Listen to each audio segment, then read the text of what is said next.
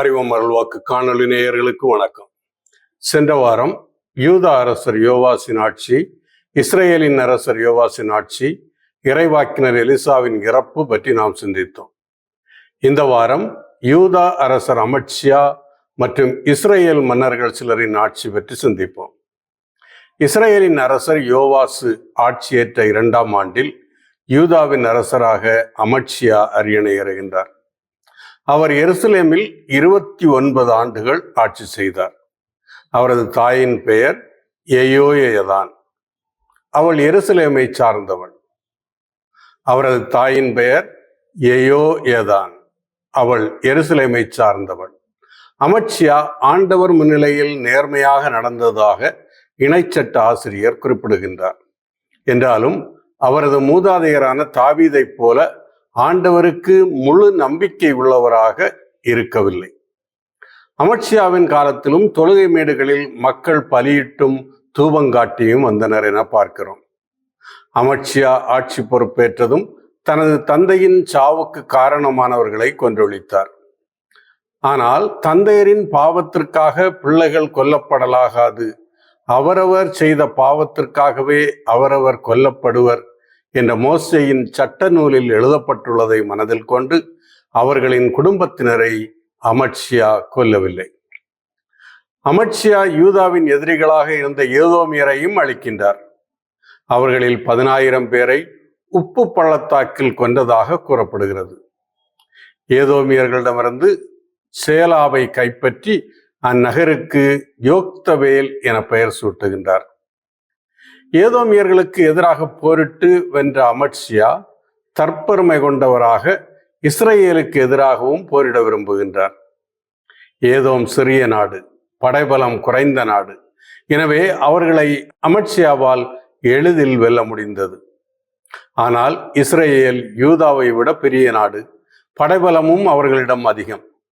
அவற்றை மனதில் கொள்ளாதவராக இஸ்ரேலின் அரசரான யோவாசை அமத்சியா சவாலுக்கு இழுக்கின்றார்.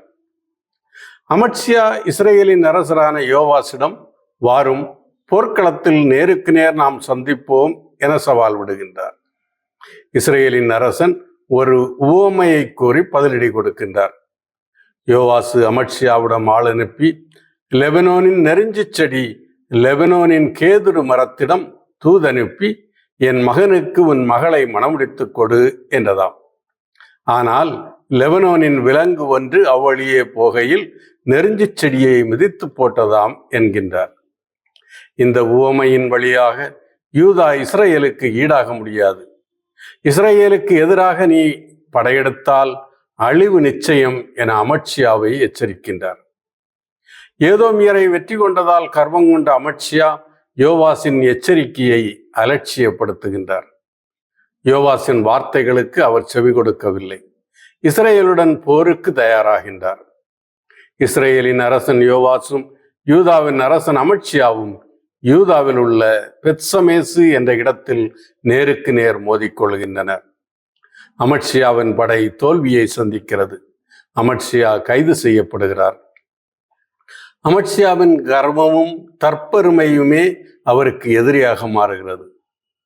யூதாவின் படையினரை தோற்கடித்த யோசியா எருசலேமை தாக்குகிறார். எருசலேமின் மதிர்ச்சுவரில் ஏறக்குறைய 400 முழ தூரத்தை இடித்து தள்ளுகிறார். ஆண்டவரின் இல்லத்திலும் அரச கருவூலங்களிலும் இருந்த எல்லா பொன்னையும் வெள்ளியையும் எடுத்துச் செல்கின்றார். அத்தோடு கூட அங்கிருந்த எல்லா தட்டுமுட்டு சாமான்களையும் கவர்ந்து செல்கின்றார்.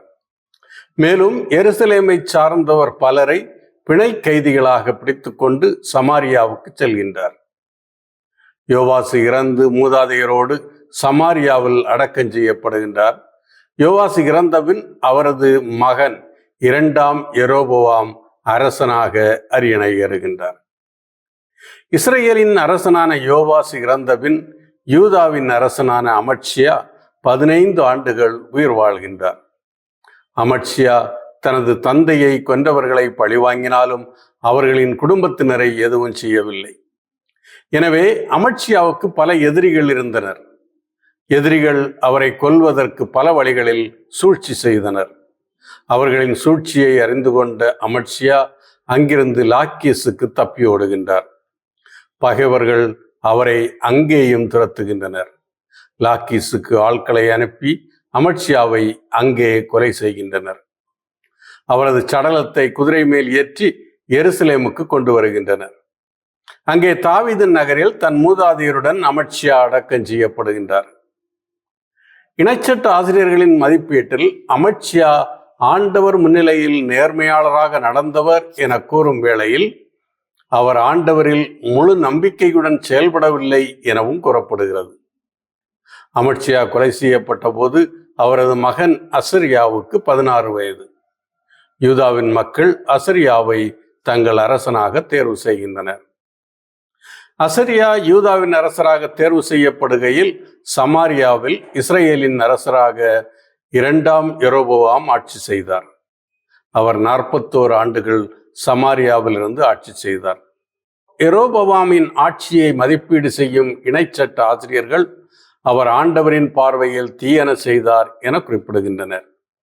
ஏனெனில் அவர் இஸ்ரேலின் முதல் அரசரான யெரொபெயாமின் வழியை விட்டு அகலவில்லை. பெத்தேலிலும் தானிலும் இஸ்ரேல் மக்கள் பொற்கன்று குட்டிகளை தொழுவதற்கு தூண்டினார்.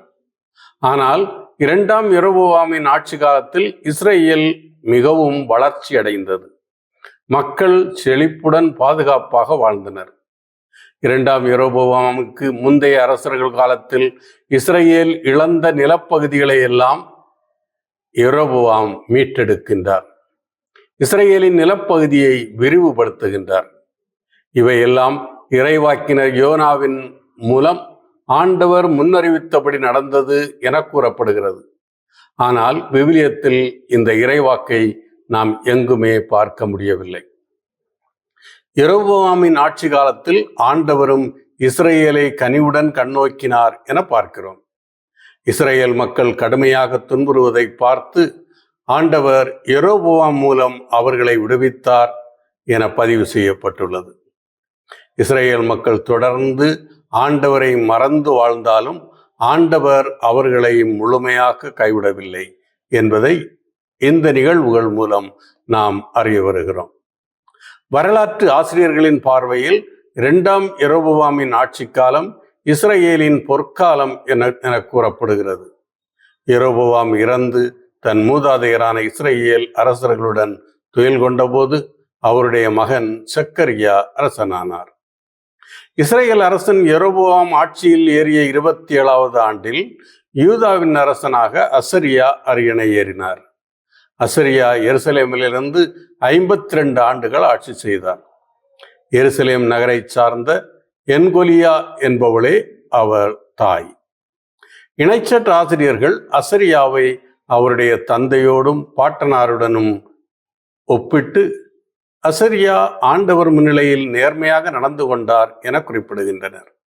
அதே வேளையில் அவருடைய முன்னோரின் காலத்தில் நடந்தது போல மக்கள் தொழுகை மேடுகளில் பலியிட்டும் தூபங்காட்டியும் வந்தார்கள் எனவும் நாம் பார்க்கிறோம்.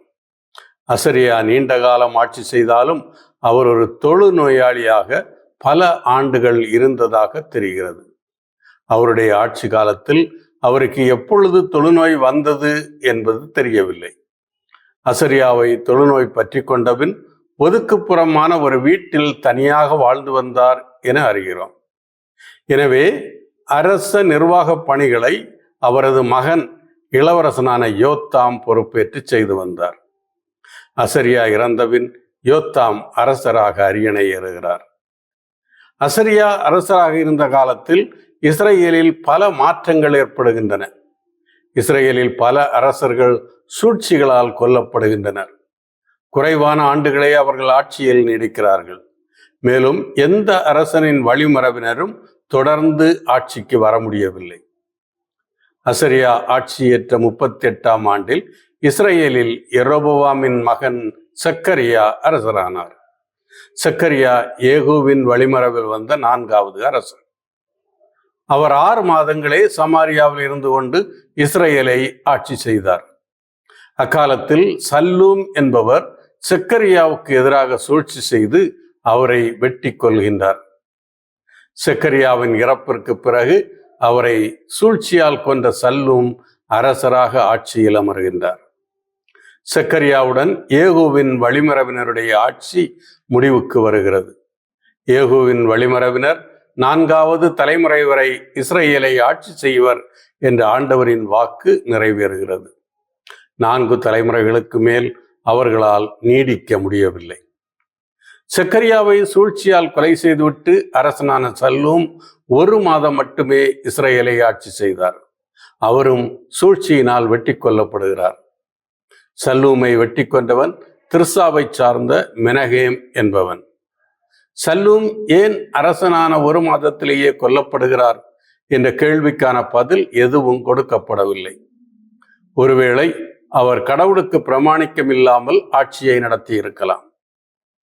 சல்லூமை வெட்டி கொன்றுவிட்டு அரசரான மெனகேம் 10 ஆண்டுகள் இஸ்ரேலை ஆட்சி செய்தார் என பார்க்கிறோம். மெனகேமை பற்றியும் அவருடைய செயல்கள் பற்றியும் ஆசிரியர் அதிகம் பதிவு செய்கிறார்.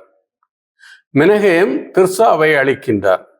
திர்சா தொடங்கி அதன் எல்லைகள் அனைத்தையும் அழிக்கின்றார். அங்கு வாழ்ந்த மக்கள் அனைவரையும் கொல்கின்றார். கருவுற்றிருந்த எல்லா பெண்களையும் வயிற்றை கிழித்து கொள்கின்றார். இத்தகைய கொடூரமான செயல்களை மெனகேம் ஏன் செய்கின்றார் என்ற கேள்வி எழலாம். மெனகேம் அரசன் சல்லூமை கொல்வதற்காக திர்சாவிலிருந்து புறப்பட்டு வந்தபோது இந்த நகரங்களை சார்ந்தவர்கள் அவர்கள் நகரங்கள் வழியாக சல்லூம் செல்வதற்கு அனுமதி மறுக்கின்றனர். அவருக்கு எதிராக செயல்படுகின்றனர். எனவே அரசரான பின் அவர்களை பழிவாங்குகிறார். அவர்களின் நகரங்களை அழிக்கிறார். அது மட்டுமல்ல, அவருக்கு முன் இஸ்ரேலை ஆட்சி செய்தவர்களைப் போல மெனகேமும் ஆண்டவர் பார்வையில் தீயன செய்தார் என கூறப்படுகிறது. குறிப்பாக பெத்தேலிலும் தானிலும் சிலை வழிபாடுகள் தொடர்ந்தன.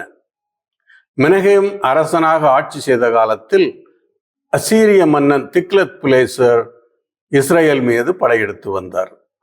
திக்லத் பிலேசருக்கு பூல் என்ற இன்னொரு பெயரும் உண்டு. மெனகேமுக்கு திக்லத் பிலேசரை எதிர்த்து நிற்கும் துணிவு இல்லை. தனது அரசை காத்துக் கொள்வதற்காக மெனகேம் அசீரிய அரசனுக்கு 40,000 வெள்ளிகள் கொடுக்கின்றார். இந்த பணத்தை சேகரிப்பதற்காக இஸ்ரேலில் இருந்த செல்வர்களிடமிருந்து ஆள் ஒன்றுக்கு 50 வெள்ளிக்காசுகள் வசூலித்தார் என பதிவு செய்யப்பட்டுள்ளது. அசீரிய மன்னன் இஸ்ரேல் மன்னனிடமிருந்து பணத்தை பெற்றுக்கொண்டு இஸ்ரேலை தாக்காமல் வெளியேறுகிறார். மெனகேம் இறந்து அவருடைய மூதாதையர்களுடன் அடக்கம் செய்யப்படுகின்றார். அவரது மகன் பெக்ககியா இஸ்ரேலின் அரசனாகின்றார். மீண்டும் அடுத்த வாரம் சந்திப்போம்.